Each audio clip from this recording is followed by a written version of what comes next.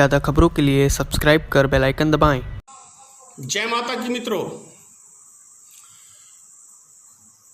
मोदी जी का भाषण आप सबको याद होगा। मोदी आंख में आंख डाल के बात करता है, 56 इंच का सीना है। याद है? भूल गए ये भाषण मोदी जी का। लेकिन दरअसल मोदी जी कहते, उनके कहने का तर्क हमेशा उल्टा होता है। अब जनता ना समझ पाए तो ये जनता की भूल है। आप देख लीजिए, मोदी जी ने कहा 56 इंच का सीना।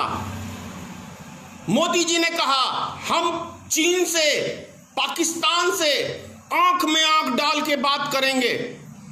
लेकिन किसी ने आंख में, मोदी जी ने मतलब आंख में आंख डाल के भले बात की हो या ना की हो, लेकिन नेपाल, जिसकी कभी एक लफ्ज भारत के खिलाफ बोलने की हिम्मत तक नहीं हुई होगी अभी तक के इतिहास में, उसने हमारे देश के नागरिक के ऊपर कल सीतामढ़ी में फायरिंग करके कई नागरिकों की हत्या कर दी। नेपाल सरकार ने मोदी को दिखाया कि मोदी जी तुम्हारे जुमले से 56 इंच का सीना नहीं बनेगा। यानी कि एक पिद्दा सा देश जो दूसरों पर निर्भर है, वो देश आज भारत को आंख दिखा रहा है। आप सोचिए कि कितनी कमजोर सरकार हमने चुनी है। ये हिंदू मुसलमान की बीमारी वाली सरकार हमने चुनी है। इनके पास कोई काबिलियत नहीं है। कल ही की बात है, उत्तर प्रदेश के अंदर, जौनपुर के अंदर हिंदू मुसलमान का राइट हुआ। सोशल मीडिया पे वीडियो वायरल है, लेकिन कितने न्यूज चैनलों ने दिखाया।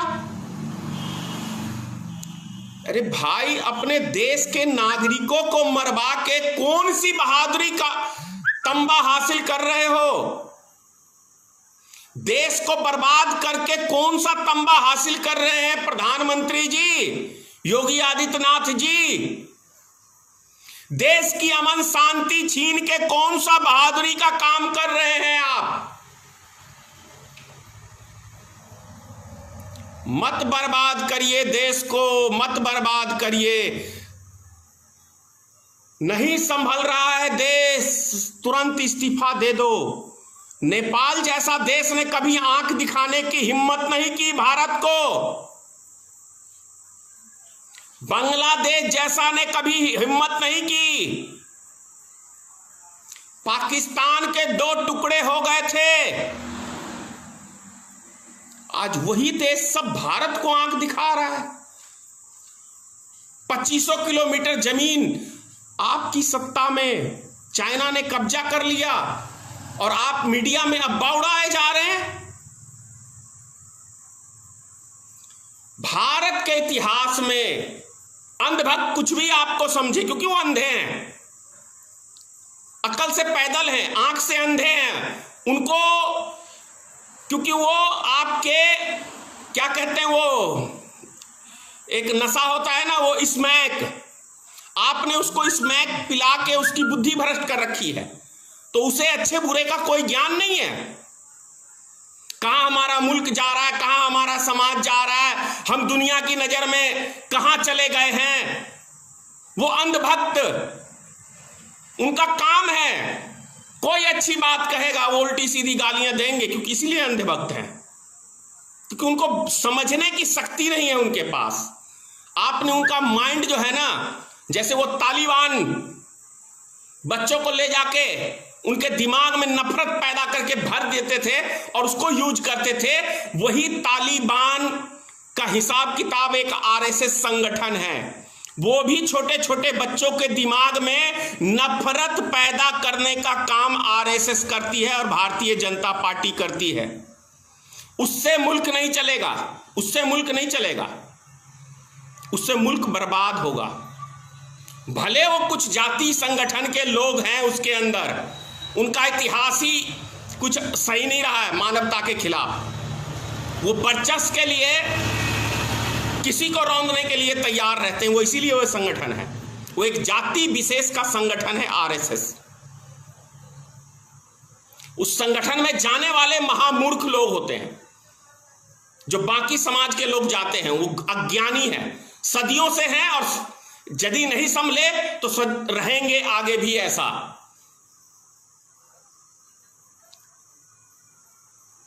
मोदी जी गरीबों की बात किए, लेकिन फायदा किसको पहुंचाने का काम किया? अमीरों को। किसी गरीब को फायदा नहीं पहुंचाने का काम किया है। समझिए, ज्यादा क्या कहूं, समझिए। देश के हर नागरिक से कह रहा हूं, आपने गलती की है, उसका खामियाजा आप लोग भुगत रहे हैं। बिहार में चुनाव है विधानसभा का, अक्टूबर नवंबर के अंदर। भगाइए ऐसी सरकार को, जो सरकार रोजगार ना दे सके, जो सरकार जनता को अमन शांति ना दे सके, जो सरकार जनता में तनाव पैदा करे, वैसी सरकार को भगाइए, भगाइए, भगाइए। ये देश की जनता और बिहार की जनता से मैं अपील कर रहा हूं, एक बार भारतीय मित्र पार्टी का आप साथ दीजिए।